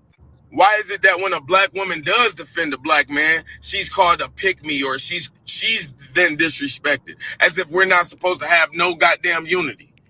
Why is it okay to base a black man's worth off of how much income he make rather than what type of man and the morals that he stand on? I guess I'm asking, why should we give a fuck when the world don't give a fuck about us? Damn right. No matter how much of an education we get, you still say we're the most uneducated. It doesn't matter if we take care of our kids. We get judged off of how many we have. No other race judges a man off of fucking how many kids he has. They judge him off of whether or not he's taking care of his kids. The only time a black man is respected is if he have money. And even then he's not respected. He's just used. This is not an attack on my women or any of that nonsense. This is not an attack on anybody. It's a question. Why? So I'm going to say this, and I'm sure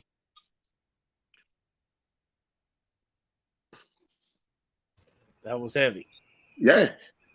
And you know something? You know something, Kapash? When I see a when I used to see a black couple, when I used to be out there, you know, with Bashak and them, and I would always applaud a couple. Always. I'd be like, damn right, brother. Keep that sister around your arm. You know what I mean? Like, I would say stuff to make sure that spirit is in the air. You know what I mean? That Israelite love. You know what I mean? When I see there's a brother that I see time to time, and this brother is always with his kids. And I joke with him all the time. And I big him up. I said, that's right, black man. They don't never want to talk about you being with your kids. You know what I mean? He just started laughing. He said, yeah, you right. And that's where I go. If it's in the camp, I'll say certain things in the streets. You know what I mean? To applaud brothers and sisters when I see them doing something that people don't look at, that people don't want to recognize. That's why I say that interracial garbage ain't really that big. Eric Dyson is acting like, nah. He should have told her, nah, sister, stick to your brothers, man. There's a brother out there for you. Don't be so goddamn picky. It's good to be judgmental. We understand that. That a sister got to judge a man and see what she like, what she don't like. That's fine. That's understandable. We do the same. You know what I mean? But you ain't never supposed. I will never tell my son to go get no goddamn white girl. I tell my son, don't go get no fucking stocking. Don't go get me no damn. Don't go get no white girl. My brother, my brother, me and him is at odds. You know what I mean? We at odds with his kids. Totally at odds. So me and him, we leave that subject alone. But if it opens up, he know he gonna hear, a UPK perspective. You know what I mean? Like, cause I live it. Y'all live it. You know what I mean? But we always gotta try to big up our people when we out there on a regular basis, man. Because they seeing what's going on. You know what I mean? We gotta, Oh my God. Like, you be surprised how you'll turn a brother or sister day when things is going wrong and you happen to say, I hear you, sis. You know what I mean? Like, there's a sister being somehow we got to talking. And, she's struggling and all that. But me and this young sister, and we started rapping and talking. At the time she was leaving me, she said, you know what? Yo, thanks for that. I needed that. We went into nothing sexual, nothing. We went into what she was doing, and we started talking about, I'll tell you what it was, I. It was that knucklehead Tasha K. That's what it was. I said, yo, sis, what's up with Tasha K? And she said she deserved every damn thing she got.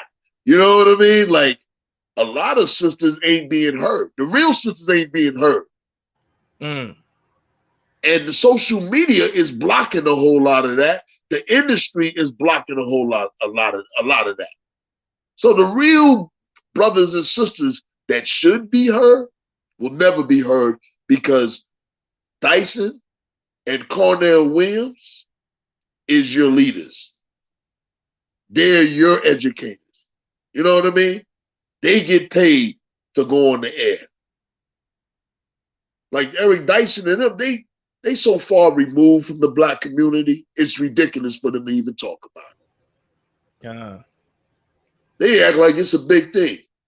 I hardly ever see, I'm not saying I don't see, but I hardly ever see a bunch of sisters with white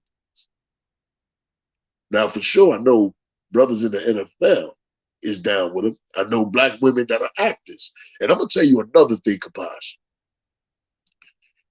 In the film industry, and I want you to start with different actors, researching black actors is being replaced by Africans. Now, research the ones you think is black American. Most of those are Africans. Most of them is they removing the black man from the industry. Research it. Every black movie, it's a Hamite or two Hamites playing the role of us. And if I could, I noticed that as a trend as well, that what a lot of movies, they may have the cast of the movie, even on like Netflix, little like side movies, they'll have the cast. They'll have, you know, maybe 2 white males, 2 white females, 1 Asian, 1 black girl, and you know, and maybe you know, maybe a Hispanic or something, but that's it. But they'll leave out the black male characters. They used to put a black male, the big strong black guy in there, and he would that used to be a thing, a trope thing in movies. It's a big bald head black strong guy. You know, The Rock plays that role well. You know what I mean? But that they trying to push that role away. They trying to push black men out and replacing them with Africans. The Star Wars movie, you know, the Idris Elba movie that I believe the Black Panther main character. But they subtly trying to push him out, push that strong black male figure out of media. You know, it's hard to find it. I go on Netflix. I try to look up black male main movies with a black male main character. Shit, hey, it'd be clowns on there. And let me tell you, the reason why they can't do it to the sisters because the sisters look too good. You can't find no African look fine like the sisters. That's in my opinion. All the African women look like African, totally look like Africans. You know what I mean? Like it's hard to replace, you know, a sister because she got a certain style that is hard to mimic. You know, they try to, you know what I mean? It's hard to mimic a Latino sister. That's just it. You know what I mean? So it seems the sisters, but they creeping in on the sisters now. You know what I mean? They creeping in on a sister. God. And if I could, Tyler Perry, him and his studios, they ain't helping either. You know. Yeah, all them type of cats, man. You gonna make me man. Yo, he's disgusting. He is disgusting. He's still making black male hate films. Yeah, like he got little TV series now where it's all about, you already know, the black women all together hating the man because he did this and he cheated, and they blow up his car or tear down, you know, get him locked up, and now you got him begging anything to make the black man look bad. Yep. That's how they go. If it make the black man look bad, we'll rock with it, and that's approved in America. You get the stamp of approval, and that thing carries to real life. That image of a black man on the social media, the TV screen, on the radio, it carries into our homes. That's the problem. Christ said, how do you take the strong man's goods? You got to bind him. And all of that been binding us. All that carries it. Somebody like you we may not understand it as much, but imagine black people that don't have the truth, or a sister that don't have the truth. There's brothers that's convinced of that image about themselves. Like the brother that went up against you. All that is just TV brainwashing. All of that. And they've been doing it. I remember GEN.YAHANNA saying, yo, they spend billions of dollars to cover up our identity and to destroy the black family. And that's the black woman included, the Latino woman included. They spend billions of dollars, man. Hey, you have that I got another article just on what we're talking about. I think it's the movies or the film. Khan, sir. Can you read a little bit of that? Khan. Now I want to say this is coming from an Asian's a perspective of what he observed, and from a university that did a research. Go ahead. Khan. As soon as you get it, you can go on it.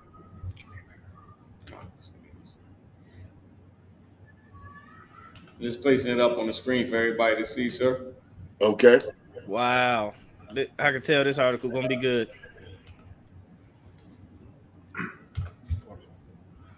Why white people don't like black movie? And let me say this. That's why our image is so low in the movie theaters. Go ahead. To get to the short explanation of this loaded assertion, I have to narrowly define what I mean by black movies. Black movies are those films with a majority black cast that put whites, if any, in non-influential roles. No matter what the genre and no matter what the race of the director, these kinds of black films, we are told, to form a market within the broader domestic US market and are but a tiny fraction of the global film marketplace. Let me stop you right there. So basically what they're saying is white people don't even want to watch the movie if they're not being portrayed in a light that they can admire. If they gotta watch a movie where if they ain't in it or they in a very low position, they gonna hate the movie or not watch it or tell other people not to watch it. But he's saying that even though there's still a small percentage of black movies compared, globally. Go ahead. Okay. Now that I have established this narrow definition, we can explore a brief series of questions. Why white people don't like black movies? A vast majority of white people don't like black movies because they lack the empathy necessary to identify with black characters, which in turn affects their ability to suspend disbelief and surrender to the narrative of a black film. Right. They lack empathy. They care nothing about us, even in a goddamn movie. Right. Go ahead. What has been called the racial empathy gap in various sociological studies conducted by researchers at the University of Milano Bicocca and the University of Toronto Scarborough have revealed that the human brain fires differently when dealing with people outside of one's own race. It's just naturally. Everybody consort to their own kind. And see, that's why when you got movies like what 50 Cent got in Power with the white boy Tommy, you know what I mean? The white boy Tommy is to please white audience. You know what I mean? But the person said Salakia, what?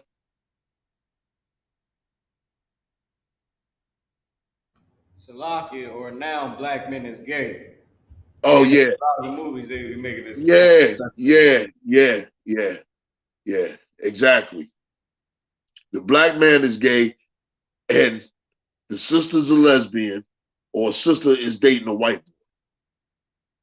It's always, that. You know what I mean? God.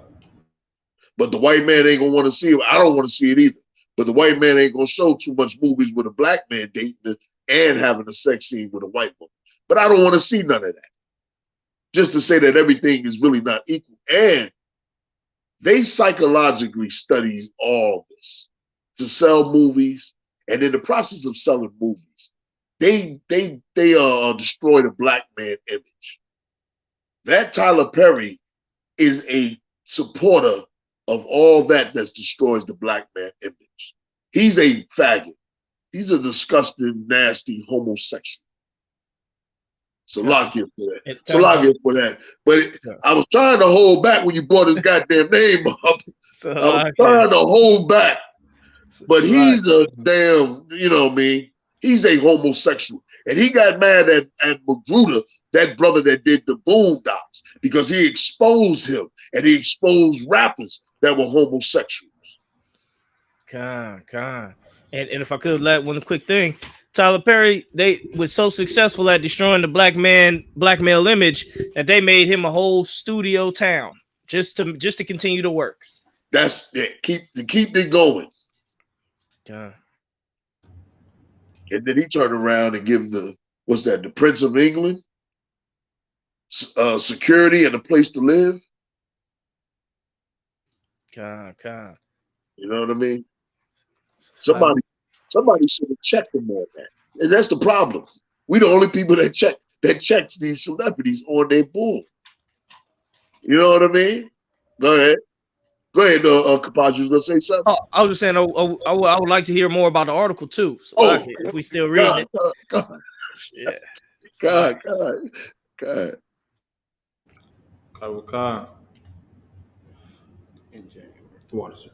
In January of 2011, the Wayne State University Media Arts and Communication Department hosted a special event with Academy Award-winning Asian American editor Richard Chew. Star Wars 4, A New Hope, 1977. One Flew Over the Cuckoo's Nest, 1975. Waiting to Exhale, 1995. At the esteemed Detroit Film Theater. There was an on-stage interview with the acclaimed editor with clips from the various films he had worked on throughout his career. He amused the audience with juicy tidbits of behind-the-scenes encounters with various movie stars and directors of whom the audience was familiar. The event also included a full screening of the groundbreaking 1964 film Nothing But a Man, Michael Riomer, which Chew credited as a major inspiration for getting him involved in the film industry since he was in law school when he saw it and started his career soon after. Which was a black movie during the time of the civil rights era. Go ahead. Yeah, that was it, sir. Oh, Salakia. It was more on it. And I'm gonna explain. Hey, Salakia for that. No, you too wild about the wine. This is a great article. Damn. For bringing it out.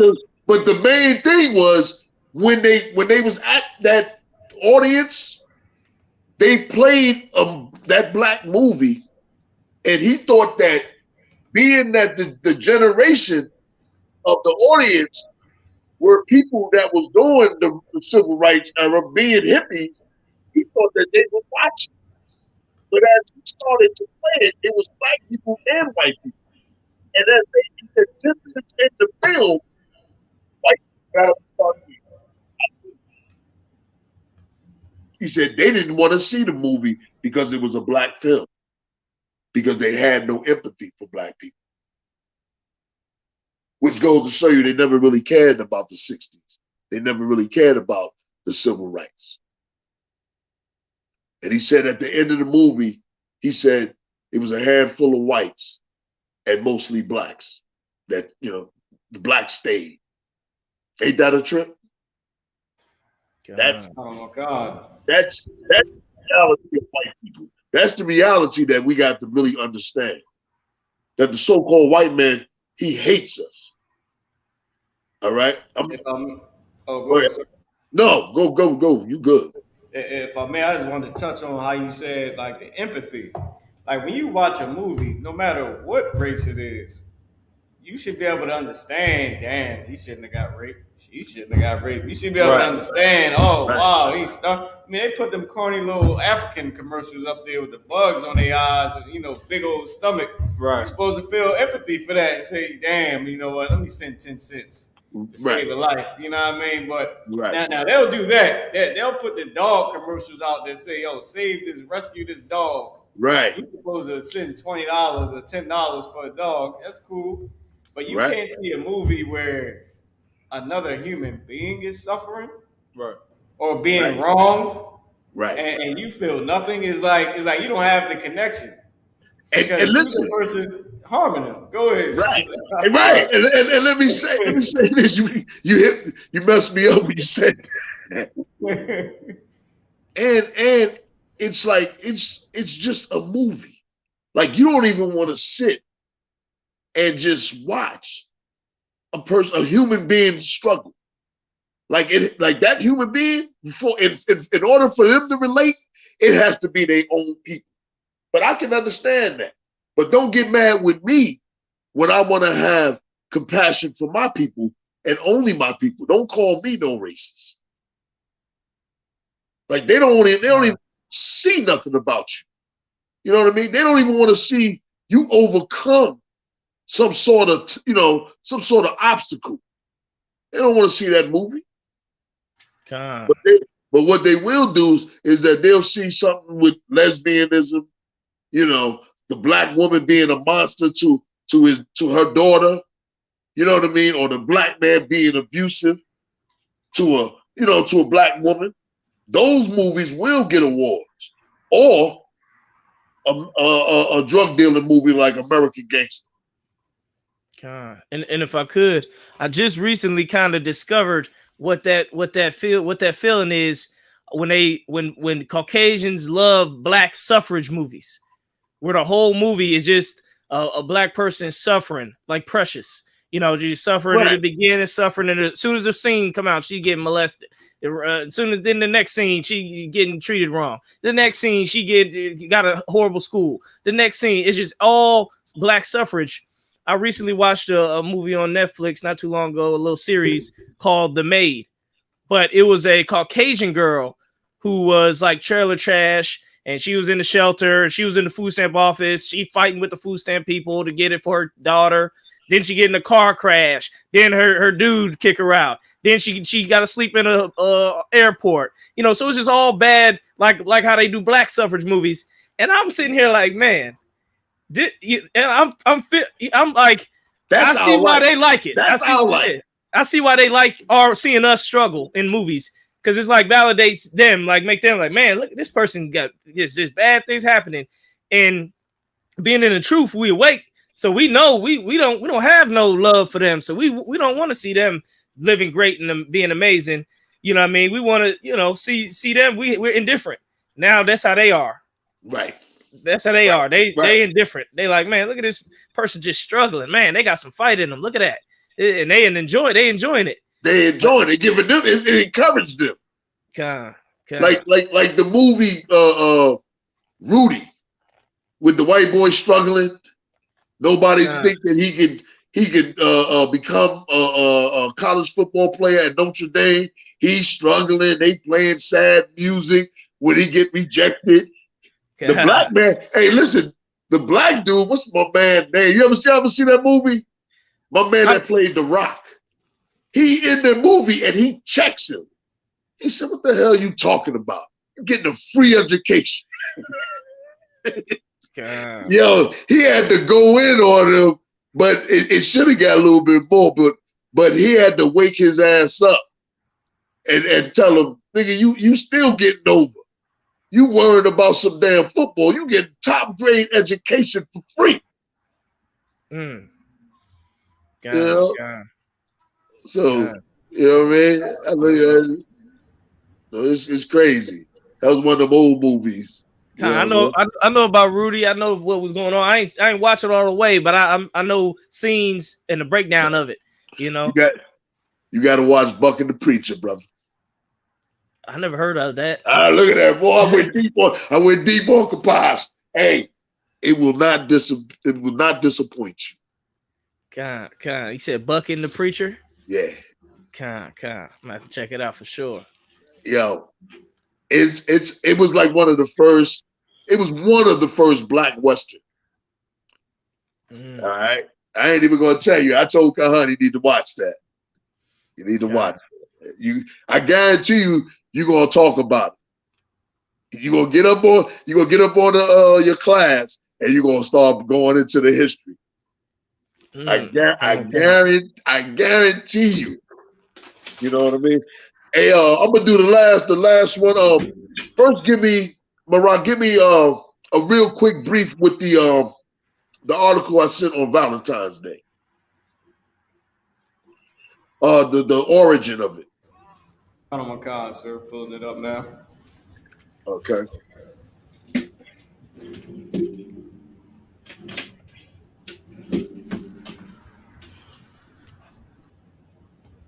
And then you're gonna scroll down to the origin, give them a brief origin.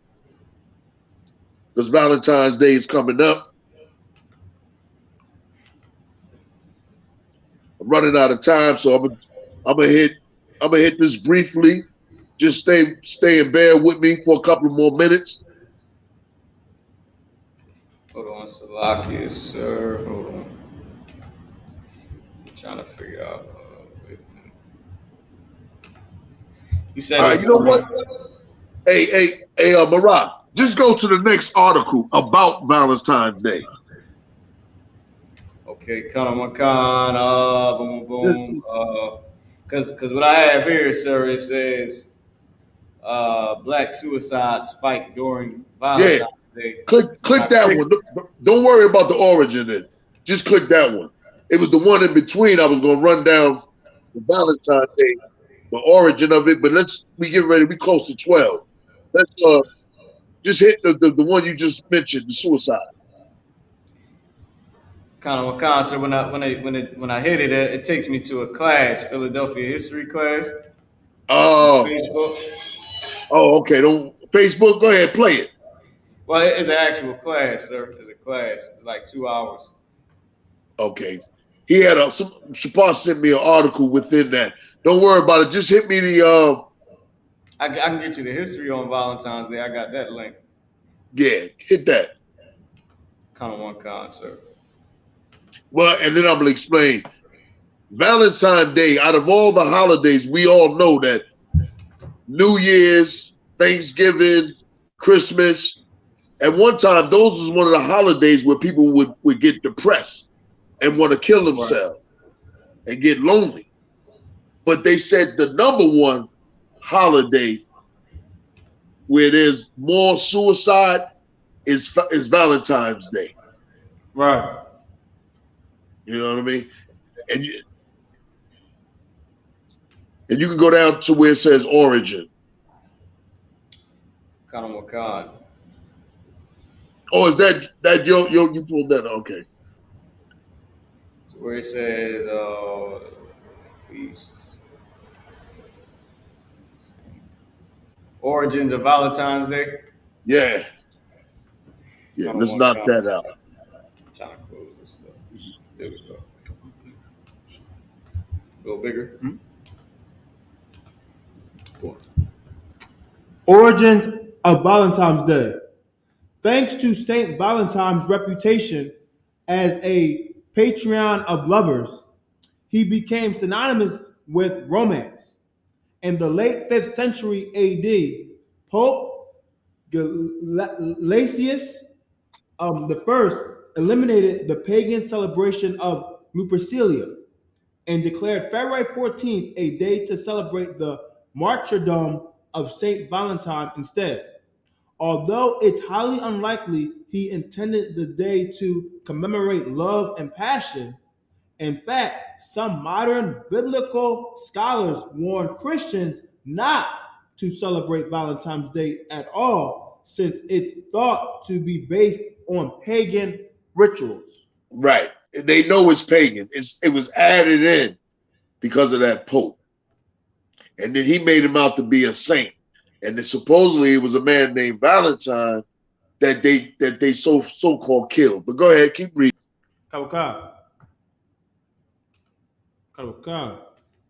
It's true. Valentine's Day uses some of Lupercilia's symbols, intentionally or not, such as the color red, which represented a blood sacrifice during Lupercilia, and the color white, which signified the milk used to wipe the blood clean and represents new life and procreation. Like many ancient traditions, there's a lot of haziness surrounding the origins and rituals of Lupercilia and how they influence Valentine's Day. Lupercilia is no longer a mainstream public celebration for obvious reasons, but some non-Christians still recognize the ancient event on February 14th instead of Valentine's Day and celebrate in private. All right. The water. And I'm gonna give you a little history. I don't know if they can see it. The heart. This heart, and they have, the box of chocolate shaped like this. Well, this heart originally come from gentlemen's club, strippers club, whorehouses. They would have this same symbol outside of brothels back in the early, 20s and 30s and 50s. That's why you would see sailors in those movies having a heart with this on it. It really comes from strippers, because let me show you.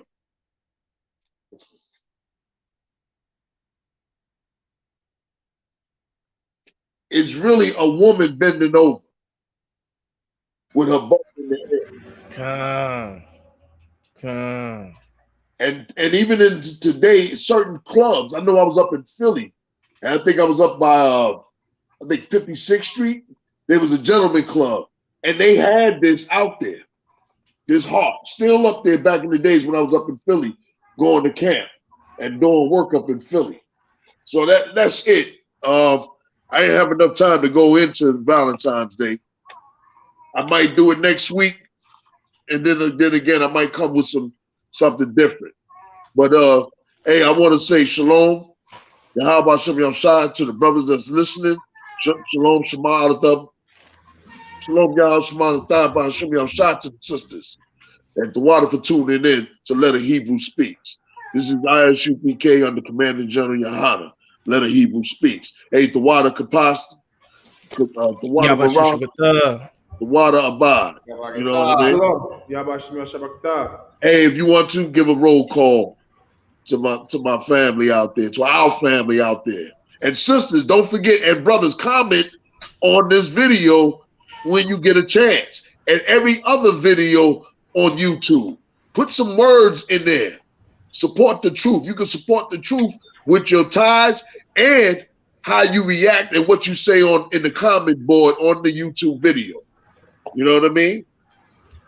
Let the people hear that, sisters, that you down with what we saying. At the water, if you already been doing it, and keep doing it. The water. Give a shout out to some of the brothers and sisters. UPK, Mawasar, shout out to Young, shout out to Food to Wise, Tamika, 09 Lin, Coco Puffy Head, all right. She's over there. Chris, Dark Cos, the water, your sides, all right. Yosef Israel, the water, Yosef, see you a lot. Shabar Zakia out of The Philly. water. All right. Sakara. Shout out to you. The water. Hold on. We got some more up there. Amawana. Shout out to Amawana. The Shout out to water. Imawad, Thahama, Magunamath. Good. Hold on, huh? Shout out to Renewing Your Mind. That's an old name. My Rakapath. The water, sis. Shout out to Morton. The Shout water, out to Morgan. Yawana. The water. Let's get some more. Shout out to Sawap Yala. All right. Kadasha. The water. Water, sis. Your Majesty. The water. Shabayala. I just get a few. All right. Sister Bathara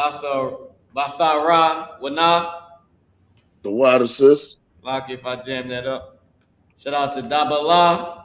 All right, you're right. Sign Christ. And when we got, many more online. Okay. All right. Hey, all right. The water. But I'll get you next time. But the water, I really appreciated the support and the love and the unity. Let's come together in that Passover, man. April, the Passover week. April 5th, April 12th to the 16th, I want to say. To the Feast of Unleavened Bread. You know what I mean? Come to the Passover. Let's break bread. Let's get it in, and let's support the truth. Yo, water. I hope to see some of you brothers and sisters at the Passover. All right. Count on one count. Lord Christ. I'm God. Shalom, y'all. Just about to thumb to the soldiers. Shalom, y'all. Just tomorrow to the sisters. I'm out. Shalom.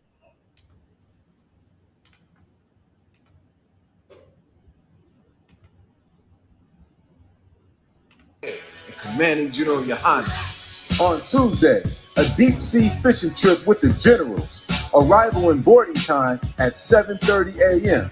The boat leaves at 8 a.m. sharp. Then on Wednesday, April 13th, join us for the annual lamb slaughter from 12 p.m. to 3 p.m., making sure the children of Israel have fresh lamb for the Passover. Then, after that, the I.S.U.P.K is having a fish fry from 4 p.m. until, which will lead to the scripture breakdown class with General Mahina. Then, on Thursday morning, Hebrew Academy participants will see if they have what it takes to endure the Hebrew Academy trials. Commanding General Yahanna has something special lined up for the children with a children's party from 10:30 a.m. to 1:30 p.m. Come join Commanding General Yahanna on Cocoa Beach as we renew our oath unto the Lord. Because he's supposed to understand the power of the Most High that will destroy him and will destroy him real soon. Real. That assuredly, knowing unto what oaths they had given credence, they might afterward be of good cheer. You hear that? They was of good cheer, came along with the Lord as one, and became of good cheer while tens of thousands of Egyptians died. I know y'all don't like to talk about this, but you better put this war spirit back in you, Israel. You better get that spirit back in you, man. You better get that spirit of warfare back in you, because the Lord will put blood on the streets of America and around this world, brother. Followed by a hotel ballroom, all black and Hebrew Academy dinner from 9 p.m. to 1 a.m. And then on Friday, April 15th at 5 p.m., join us for the Lord's annual Passover as commanded in the scriptures. At 5 p.m. sharp. On Saturday, April 16th, the Feast of Unleavened Bread. That's right, we're going to keep the Feast of Unleavened Bread from 7 p.m. to 10 p.m. Commanding General Yahanna has it all lined up for you, Israel. Come keep the Lord's Passover. Shalom.